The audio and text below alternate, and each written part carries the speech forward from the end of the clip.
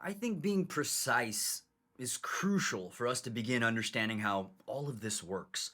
Clearly defining what things are, in our own words, may have just given us a pretty stable foundation in which we can start building off from. And by the way, in my opinion, a properly functioning Zettelkasten is both bottom up and top down. But it is nice to clearly understand what the colors yellow and blue are separately before we blend them together to make the color green. You know, I was in an intellect salon earlier today. It was on networked minds, and the word trust kept on coming up. Collaborative, synergistic, cataclysmic coming together of people, ideas, and things and tools. And I think about how much trust do we have with this note taking tool? I mean, if I know anything, loyalty in regards to technology seems few and far between. I mean, what's a technological product that you've used for over a decade, let alone a couple of years? Things are changing so fast, and we're somehow still supposed to have this trust in something that is going to hold our entire intellectual autobiography. My answer is yes. See, we don't know how long anything is going to last. And not to be morbidly dark, but that's life, isn't it?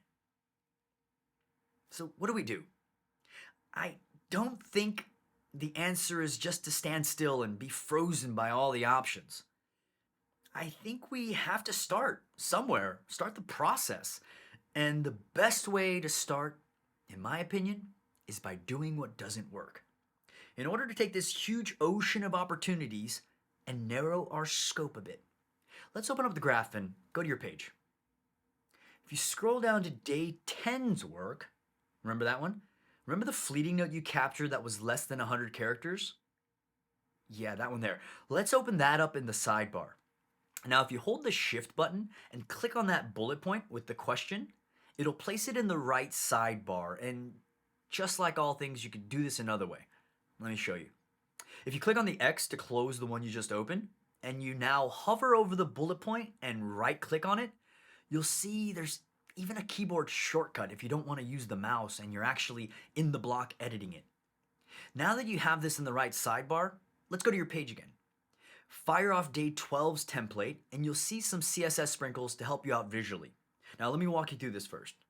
Most likely, this response will only have one block, but if you have multiple blocks, do bring them all over. Drag them underneath fleeting notes. Perfect. Now, you can leave the character count block alone. Now, let's take a look at this. Things feel a bit sparse, don't they? This is what highlighting is like for your brain. Like, guess who's got to remember why you wrote this? Where's the context? How does it feel to have to think about something that you wrote a little over 24 hours ago? And what if you came back to this a week later? A month later?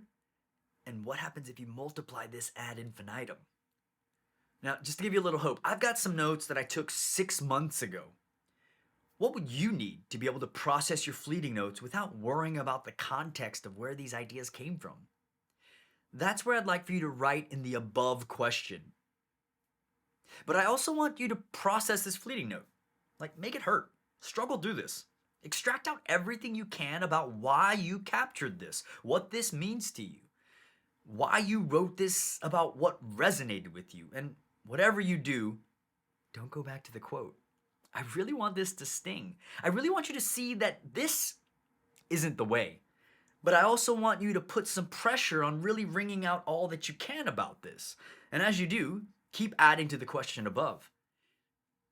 And even if you feel like you could write about these 100 characters for paragraphs on end, do you really have a sense of context of why you wrote this if you came back to process this a week later, a month later, a year later?